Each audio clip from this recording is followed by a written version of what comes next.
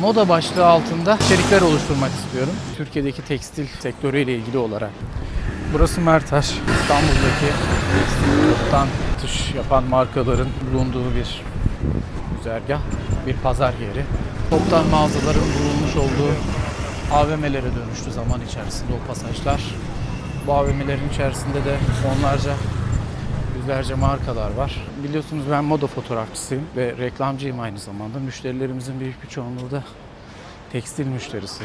O alanda gerek koleksiyon çekimi gerek markalara dijital iletişim projeleri gibi hizmetler sunuyoruz. Abi hoş geldiniz. Burhan Bey, Ne haber?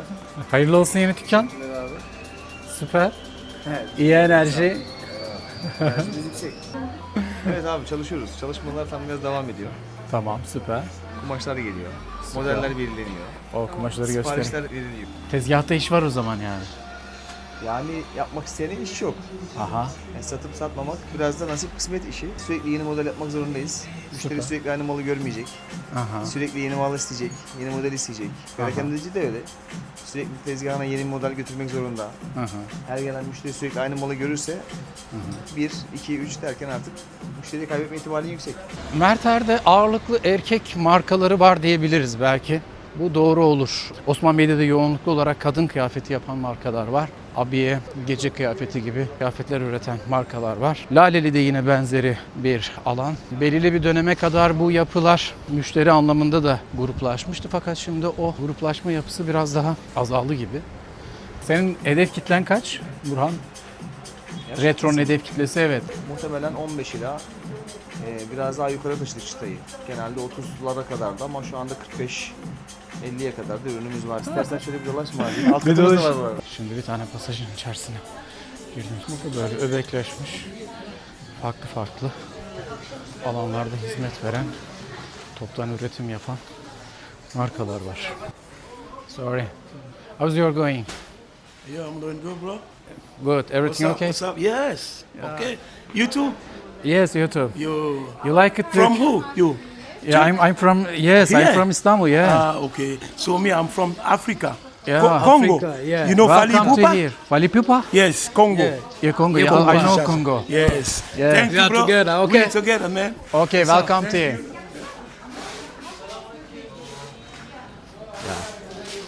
Evet, siyahi arkadaşlarımız da geliyorlar. Türkiye iyi bir pazar. İstanbul iyi bir lokasyon, iyi bir pazar. Değerli markalar var. Uzun yıllardır bu alanda iş yaptığı için Türkiye'deki tekstil markaları tecrübe sahibiler. Tecrübe önemli bir unsur burada.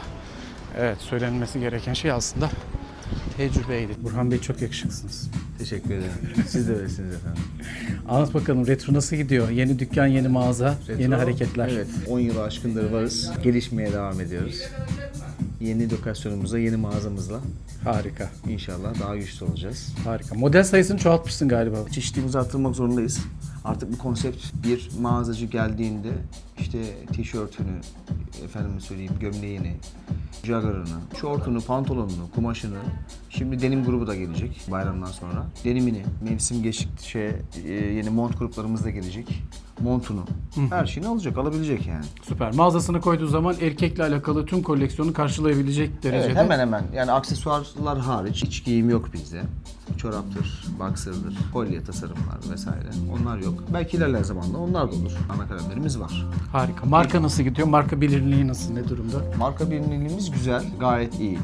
Zaten bu durum bizi yavaş yavaş artık cadde mağazası olmaya yönlendirdi. Çünkü eskiden bir çarşı içerisinde en azından çarşının müşterisini kullanıyorduk yani. İşte çarşının müşterisi, bizim kendi müşterimiz olmasa bile dolaşan ayak müşterisi gelir gibisine. Ama şimdi cadde mağazasına çıktığımız zaman artık bu saatten sonra diyorsun ki benim artık, benim ismime gelecek bu arkadaş. Doğru. Gelen arkadaşlar bizim ismimize gelecek. Hakikaten de öyle oldu. Güzel. 2 haftamızı geçirdik burada. Bu 3. haftamız. Piyasaların durgun olması tabii ki de etkili bu durumda ama biz de memnunuz yani. Buna rağmen gelen giden arkadaşlarımız, misafirlerimiz var. Bizi yalnız bırakmadılar sağ olsunlar. Merter'de güzel olan bir şey, sokakları trafiğe kapattılar. Belirli saatlerde araçlar girebiliyor yük taşımak için.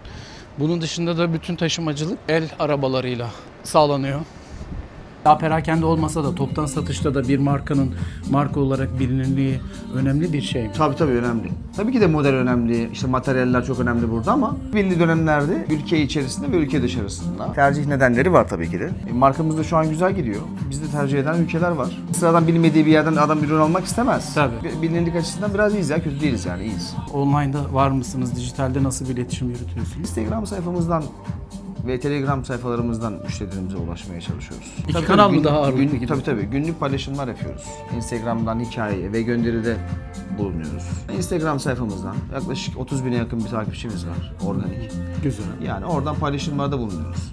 Etkileşimde bulunan insanlar, bakan, giren, beğenen insanlar yazıyorlar ve bazıları hatta hiçbir şey yazmadan direkt geliyor. Yeni ürün paylaşmışsınız deyip gelenler oluyor tabii ki de. Süper.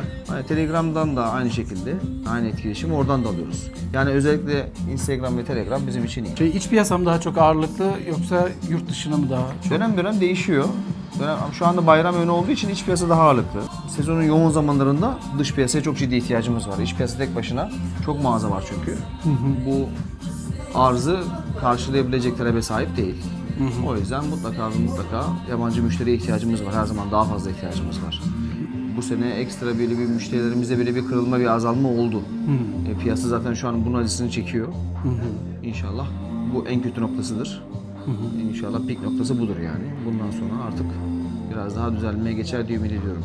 Hadi bakalım. Merter'i nasıl değerlendiriyorsun? Merter, sen yaklaşık 10 senedir buradasın. Evet, daha fazla. Gelişimi var mı 10 sene içerisinde değerlendirebileceğin Tabii eksi mi firmalar artı mı? kendilerini çok geliştirdiler, rakiplerimiz.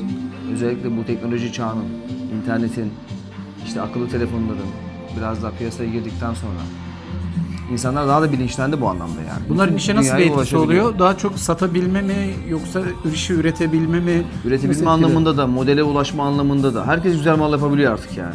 Eskiden böyle değildi. Eskiden sayılı firmalar vardı mal yapabilen. Şimdi herkes mal yapabiliyor. Güzel marka. Güzel ürünler yapıyor insanlar yani.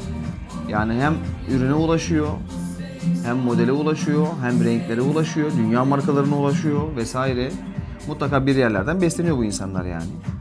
Ve akabinde de bu ürünlerini, ürettiği ürünlerini de insanlara ulaştırabiliyor, son tüketiciye ulaştırabiliyor. Evet. Bu anlamda da çok etkisi var. Yani teknolojiyi doğru kullandığımız zaman çok iyi yerlere geliyoruz yani. Ya harika. Evet, son 10 yıldır özellikle Mertel kendini çok geliştirdi bu anlamda. Ya harika. Retro'ya başarılar dileriz. Teşekkür ederiz, çok sağ olun. Şöyle değerlendirebiliriz. Merter daha yenilikçi, inovatif, daha trend ürünlerin, markaların olduğu bir alan. Oldukça kaliteli ürünler üreten güçlü büyük markalar var. Markaları kanala konuk etmeyi ve neler yapıyorlar size göstermeyi, dijitalleşmede, ihracatta, yeni koleksiyon tarafında neler yapıyor biliyorlar. Sürdürülebilirlik, geri dönüşüm, bu alanlarda nasıl yapıyorlar, markalara nasıl vizyon biçiyorlar, asıl önemli olan o. Çünkü bu üretici markalar aynı zamanda bir ekosistemin parçası.